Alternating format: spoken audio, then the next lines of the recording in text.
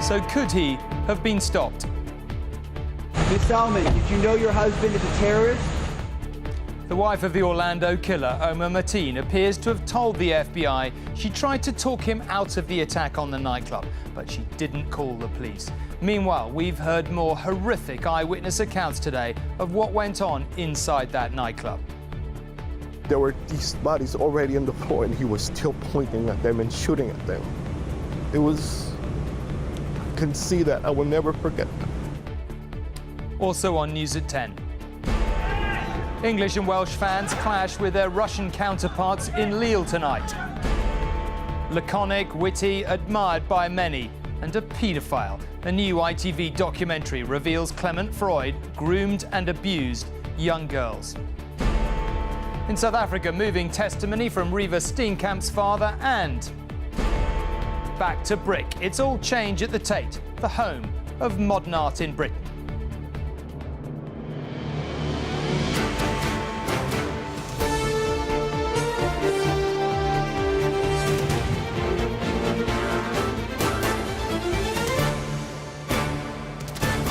This is ITV News at 10 with Tom Bradby. Good evening. It is always hard to look into the mind of a mass murderer, and Omar Mateen is no exception. His attack on the Orlando nightclub has been called a terror attack, but his motives seem very far from clear. He'd been to the nightclub before. Perhaps that was a recce, but he also appears to have been communicating with people through a gay dating website. So was he dealing with some kind of conflict within himself? Is that terrorism or a hate crime? The answer does arguably matter, because one way points towards a discussion on Islamic State and how to degrade it, the other perhaps back to gun control. His wife has thrown a little more light on his behaviour in interviews with detectives. She told them she had driven him to the club before and said that on the night of the attack she feared it might happen and had tried to talk him out of it. She didn't call the police, nor has she been arrested. Miss Salmon, did you know your husband is a terrorist? The wife of the gunman, a hood obscuring her face, has now revealed she knew that her husband might target the Orlando nightclub. Noor Salman told police she tried to dissuade him. It has also emerged that Omar Mateen was a regular visitor to the club. Whether he was himself gay or whether he was planning his attack is not clear. Investigators say Disney World may have been an alternative target. Patience Carter was hiding in the toilets when the gunman walked in. He even spoke to us directly in the bathroom. He said, "Are there any black people in here?" I was too afraid to answer. And she overheard him talking on the phone. And from that conversation, from 911, he pledged his allegiance to ISIS. So the motive is very clear to us, who were laying in our own blood and other people's blood, who were injured, who were shot, that we knew what his motive was, and he wasn't going to stop killing people. Other eyewitnesses revealed to us just how frighteningly methodical Mateen was. Samuel survived by hiding under a table, watching the gunman fire at his helpless victims on the ground. I guess he wanted it to make sure that they were dead, because I can see that he was literally going, bah, bah, bah, bah, bah, bah, and they were already in the ground. And you can see their body just jump up and down. A woman lying next to him was screaming, drawing the attention of the gunman. I literally needed to just cover her mouth as strong as I could so he would not hear that there were other people there and still alive. Otherwise he would have discovered you. Correct, because I can see his feet, his sneakers, and there were these bodies already on the floor, and he was still pointing at them and shooting at them. It was, I can see that. I will never forget that. I could see his face, yeah. A face of evil. Jose Colom saw Mateen shoot his way into the nightclub. Did he move in a kind of determined way? Like he moved in a military move. Looking at the scope of the rifle. So you can see he had training. He hardly missed a shot. His anger is raw. If ISIS wants to come in here and terrorize me as an Hispanic person, you tell them that I'm ready to fight them anytime, anywhere where they want. There are now inevitable fears of copycat attacks. For law enforcement, tracking down every potential lone wolf attacker is clearly an impossible task, and with so much weaponry so easily accessible, the FBI fully understands that what happened here in Orlando could be duplicated anywhere in America. The country is on edge, its police departments facing a daunting challenge in confronting the new threat. Robert Moore, News at 10, Orlando. Well, the shooting in the nightclub is second only to the 9/11 attacks as the United States' deadliest act of terrorism. They may or may not be linked in their motives, but they do have some geography in common. 4 of the 9/11 hijackers trained on an airfield close to Omar Mateen's home town on the Florida coast. It's the kind of idyllic, sun-drenched image of southeast Florida which draws millions of tourists from Britain and around the world every year. But it also has a link with 2 of this country's darkest events. 15 years ago, 4 of the terrorists who would fly planes into the World Trade Center in New York learned to fly at this small airfield. And only 20 minutes drive away from this airfield where the 9/11 pilots trained is where Omar Mateen grew up, and he would go on to commit the second biggest act of domestic terrorism on American soil. Yet according to those who knew him when growing up, the mass killer who was born and bred in the US had a typical, happy American childhood.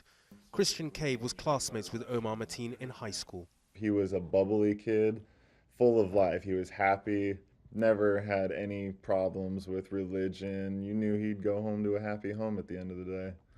Until only a week ago, Omar Mateen worked as an armed security guard at this resort, where flags fly at half-mast for his victims. It was here at this gate that his increasingly menacing and strange behavior began to be noticed. The last time I saw him was less than a week ago.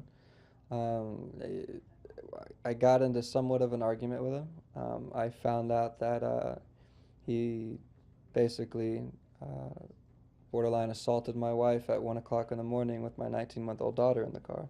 So I was very contrite.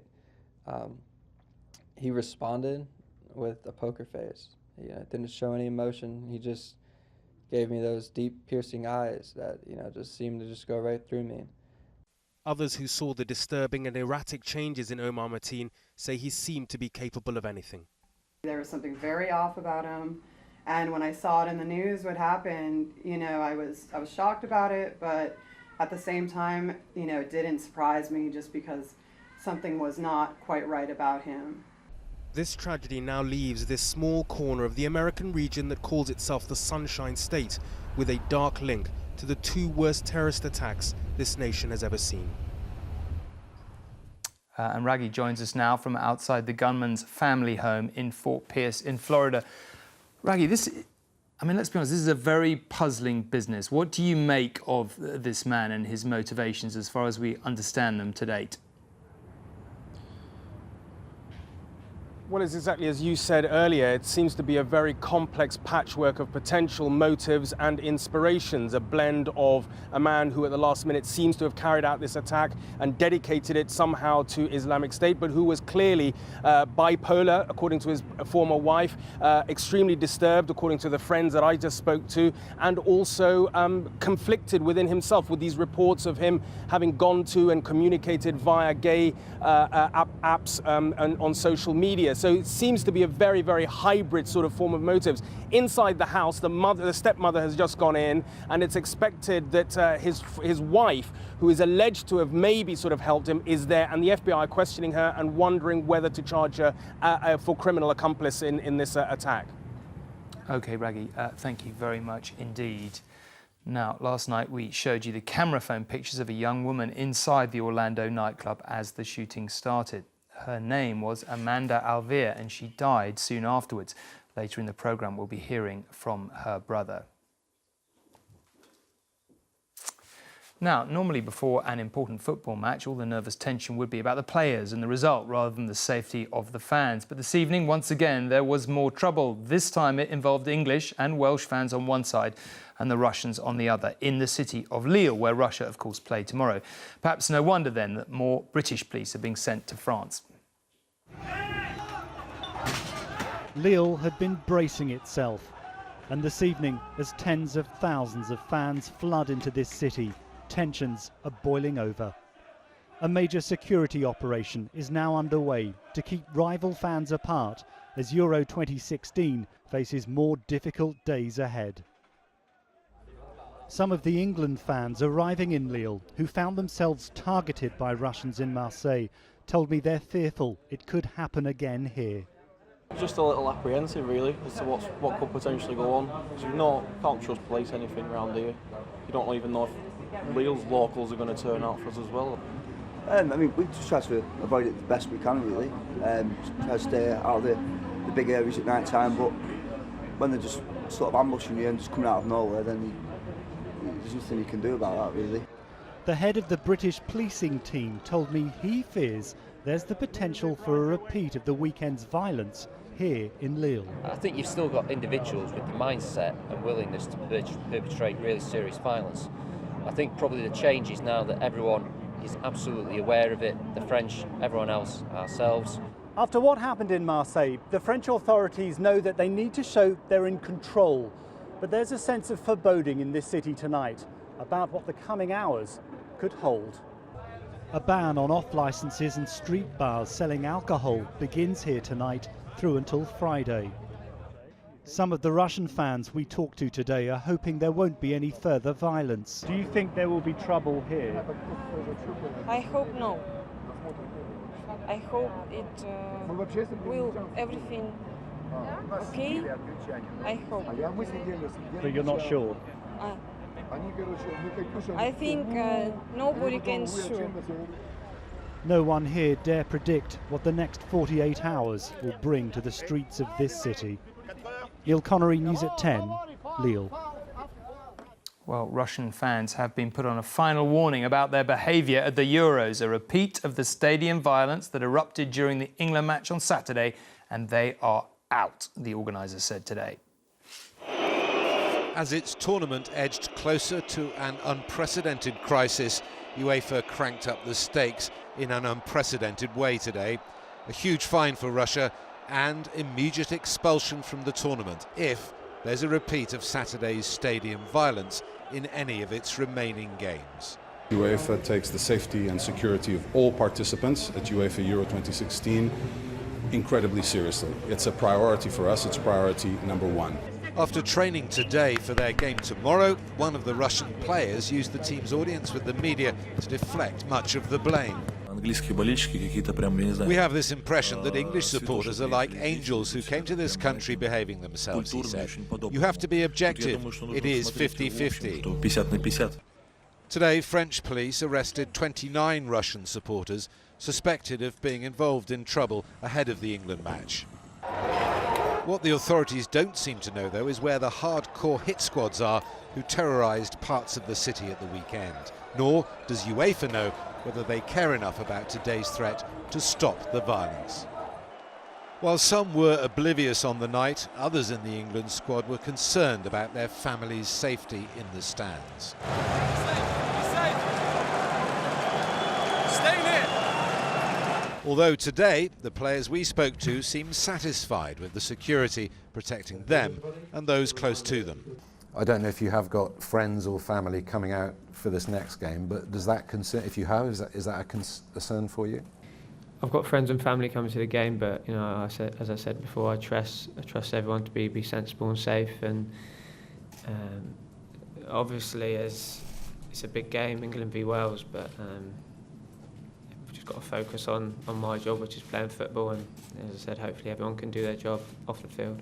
The FA revealed today it's using a secure website that both players and their families have access to update them on the latest security and safety advice. I also understand some players have made their own security arrangements for their families while they're here. The FA's head of security met his Welsh counterpart and French police today. It was a meeting that's been in the diary for months, but one that took on much greater significance due to recent events. There is now a plan in place. The tournament's reputation hangs on whether it works or not. Steve Scott, News at 10, Chantilly. Well, with the polls hinting that support in the referendum campaign for Leave is growing and signs that the value of shares and the pound are falling, the stakes are, if anything, getting ever higher for those trying to persuade the public to vote Remain. Against that background, the Labour leader Jeremy Corbyn set out his argument that leaving the EU would put the NHS at risk. Sometimes Jeremy Corbyn looks uncomfortable putting himself front and centre. But the In campaign is faltering and desperately needs Labour to get its pro-EU voters out. We urge all of our supporters to think very carefully about this and vote to Remain next Thursday.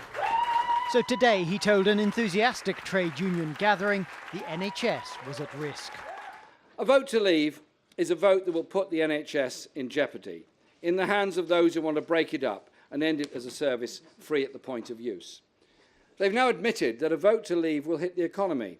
Less tax revenue will therefore not be available to fund the NHS. But the voters of Labour's old industrial heartlands like Thurrock and Essex are already drifting away from the party. Everyone in this room. This group of Labour and former Labour voters weren't persuaded. What did you think about what you heard Jeremy Corbyn say there? I think we all know that the NHS is already stretched, and that's the thing. If there's going to be more people coming to the UK, then it's going to be stretched even more. And it's not a racist thing at all. We can't support everybody, sorry. We can't. Does that mean Labour aren't addressing the kinds of issues that you as a Labour voter want addressed? Well, they're not. They're not. I don't think they are. Every one of them is scaremongering. You know, not only the Conservative, but Labour as well. Vote Leave's promise on the side of their bus is to spend money currently sent to the EU on the NHS instead. Today they announced they would also maintain funding for those now in receipt of EU money. That is money, British taxpayers' money, that would rightly be prioritised and spent, on the farming community, on universities, on science, in a way in which would be much simpler, and in fact there'd be more money to spend on our priorities by getting rid of the bureaucracy that's associated with the European Union.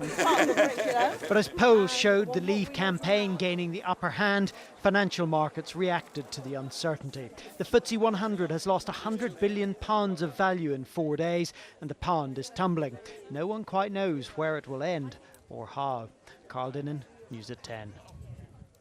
Well, our political editor Robert Peston is here. Robert, I suppose it's fair to say this also happened in the Scottish referendum, but there's no doubt that those who want to stay in the EU are getting more and more nervous, aren't they? It's a bit different from the Scottish referendum in the sense that there was a single poll right at the end of the campaign, which in retrospect actually looks to have been a rogue poll, whereas we've now had a whole series of polls showing that the Leave is with momentum. I've seen ministers very close to David Cameron, to use that hackneyed phrase, who are extremely worried that their side of the argument, the Remain side, is on course to lose.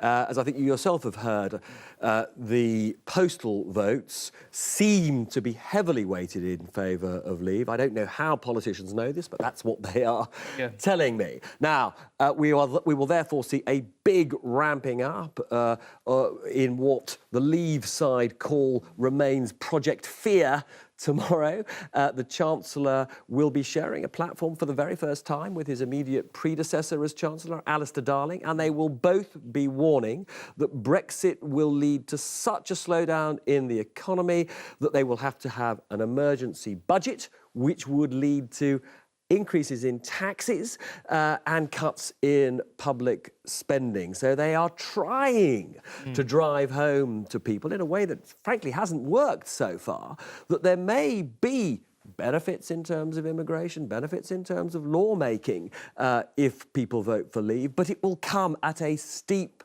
economic cost, a cost to people's prosperity. OK, Robert, thank you very much indeed. And it's probably worth taking this moment to say that we will be here on a referendum night all night, Robert and I and many others. There will be no exit poll, as there normally is in a general election. The psephologists, the political analysts don't think it will be reliable, so we will be up all night assessing each result as it comes in and trying to work out who on earth has won. It could be a long night. You might want to get something to drink. We'll have something here. History. No, obviously history we won't, yes, but making. history in the making it will be. Now, on a very, very different subject, to radio listeners of a certain age, Sir Clement Freud and his deadpan delivery will forever be associated with Just a Minute. To television viewers, he was the chef and owner of Henry the Bloodhound in the dog food adverts. In politics, he was a Liberal MP. But a deeply disturbing side to his character has been uncovered by an ITV investigation. he was a paedophile. The ITV Exposure programme, to be shown tomorrow, has heard from 2 women who as children were groomed and then abused by Freud, more than 20 years apart. There were many faces to Sir Clement Freud. He's remembered as a popular broadcaster, as a Liberal MP, and as a gourmet. But some have very different memories of him. For Sylvia Woosley, he was a predator who won the confidence of her parents so he could abuse her. I would like to just return to the child I was before I was molested physically, before I was introduced to that side of life too early. Sylvia says she was 10 when Freud became a regular visitor to her parents' home in the south of France. He brought me clothes and he brought me presents. She told ITV's Exposure programme that after the presents came unwanted advances. He'd stroke me and he kissed me in the back of a bus on the mouth. He kissed you directly on the mouth? Yes. He put his tongue in my mouth. It was all wet and it was horrible and I didn't like it. Sylvia says the abuse escalated when she was 14 and was sent to live in London with Clement Freud and his new wife, the actress Jill Raymond. Freud would secretly visit her bedroom late at night, she claims. Sylvia says she had to leave the Freud family home in this street to escape the abuse. That was in 1958. But a second alleged victim has come forward to claim that almost 2 decades later she suffered a similar experience at the hands of Clement Freud at the same address. By then, he was a Liberal MP. This second alleged victim told of an occasion the MP invited her and another 14-year-old friend to his home. During a tour of the house, he tried to lock us into his basement bedroom. I cannot entirely remember what he said, but it was something along the lines of, "Would you like to get naked and have some fun?" The woman says later at 19 she was raped by the MP, who died in 2009. When ITV told Sir Clement Freud's family about the allegations, his widow Jill said, "This is a very sad day for me. I was married to Clement for 58 years and loved him dearly. I am shocked, deeply saddened and profoundly sorry for what has happened to these women. I sincerely hope they will now have some peace." Sylvia Woosley hopes her peace will come from finally telling her story after decades thinking no one would believe it. Paul Davis, News at 10. The Liberal Democrat Party, successor to the Liberals, said tonight, "We are deeply shocked and horrified by this news. Our party was never aware of what happened and our hearts go out to the women who were affected." That edition of Exposure is tomorrow night after the news from your part of the UK. The will he, won't he saga of whether Sir Philip Green, former owner of BHS of course, will appear in front of MPs tomorrow to talk about his part in its downfall is over. He will. Before he gets his chance to explain his side of the story, though, News at 10 has seen just how close the Sports Direct boss, Mike Ashley, got to buying BHS and rescuing it and thousands of jobs from administration, a deal which it is claimed Sir Philip tried to stop. Our business editor, Joel Hills, is here and has seen, I think, what you might describe as some very interesting emails. Yeah, absolutely, Tom. I mean, basically, like last week, Mike Ashley told MPs he 100% wanted to buy BHS.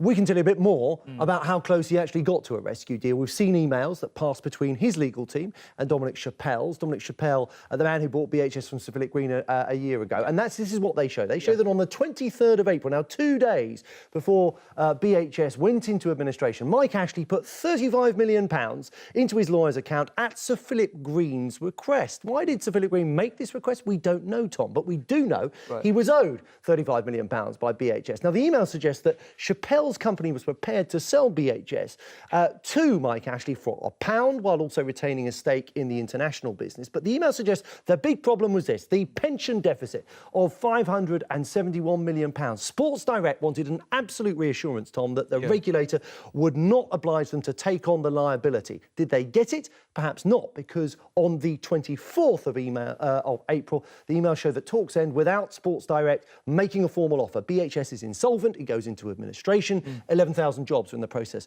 of being lost. But Ashley's interest didn't end there, Tom. The email showed that on the 29th of April, Sports Direct was still pursuing a deal with the hope of saving 9,000 jobs and taking on all the stores. The talks came to nothing. Tomorrow, MPs will want to know from Sir Philip Green Was Dominic Chappelle right? Did he attempt to block a sale of BHS to Ashley? It has been a torturous saga, one would have to say, but I guess we will get some clarity tomorrow, at least one hopes we will. Now, it is more than 3 years since Barry Steenkamp lost his daughter Reva, shot dead by her boyfriend, the athlete Oscar Pistorius. Yet, as Mr. Steenkamp sat in court today, his sense of loss seemed as acute as if it had been yesterday. He was trembling and tearful. He said he wanted the world to see a photograph of Reva's wounds as a deterrent to would-be killers, and, agonisingly, he described how he'd stabbed himself with a needle so he could feel something of Reva's pain. Another bruising day for Oscar Pistorius, face to face with a father's raw grief. Morning, noon, at night, early hours of the morning. I think about all the time. Nor can Barry Steenkamp forget the moment he learnt of his devastating loss. And that's when I started to panic. I realised more and more Reva's been killed. It hit me then. It's like it happened yesterday. In many weeks of hearings, this was the first time he'd spoken. She must have been in so much fear and pain. That is what I think of all the time. Reva Steenkamp was at the start of a promising modelling career. Her father said his forgiveness of her killer went only so far. And then he addressed him directly across the court. He has to pay for his crime. And I don't want to say that he must go to the maximum or whatever it is, but he has to pay for it. The most important voice that won't be heard here belongs to Oscar Pistorius himself. Too traumatised to testify, says his team, and yet it's his future that's at stake. So tonight his brother broke the family's silence to speak to ITV News. Mr. Steenkamp's testimony today was devastating for me. A particular heartache for me is that Reva's parents have been made to believe Oscar intentionally shot Reva. There has been no evidence accepted by any of the courts to support this belief, despite prosecution's best efforts. Barry Steenkamp told the court he would like to sit down and talk to his daughter's killer, but not just yet. First, he wants to see Oscar Pistorius punished. John Ray, News at 10, Pretoria. After the Orlando nightclub shooting, which we reported at the start of tonight's programme, we learned more today about one of the 49 victims. Amanda Alvear was filmed on the dance floor surrounded by friends. Those camera phone pictures ended with gunfire. You perhaps saw them on News at 10 last night. Well, today, in a moving interview with us, her grieving brother said Amanda had had the chance to escape, but had gone back to find her best friend. For 2 days, images of Brian Alvear's little sister have been all over the news. He wants people to know something about what the girl in the video was really like. Our message to the survivors. She's just one of the sweetest, most caring girls you'd ever meet. She had so many friends, fierce loyalty from those friends. She was the kind of person that if you were friends with her when she was 8, you're probably still friends with her today. It was with a big group of her friends that Amanda arrived at the club. She was recording moments from her night out and sharing them on social media. Shortly after, she points her camera phone at herself here. You can hear the gunshots that signalled the start of a massacre. The fear in her eyes, you know, once she realizes what's going on and her dropping the phone to just get out of Dodge. I'm a big brother. I wanted to jump in and, you know, save my sister, grab her and be like, come on, let's get out of here. But you can't. Amanda died in the bathroom of the nightclub, along with her best friend, Mercedes. Her brother says her strong sense of loyalty was there right to the end. I found out earlier today from another friend of hers that Amanda and her had a chance to escape, and Amanda went back in because she wasn't going to leave without Mercedes. She went back into the club when the shooting was going on? She almost made it out, but realized that Mercedes wasn't with them, so she went back to find Mercedes. Oh, God. But that's the kind of person she was. Before we finished talking, Brian had something else he wanted to say about his sister's killer.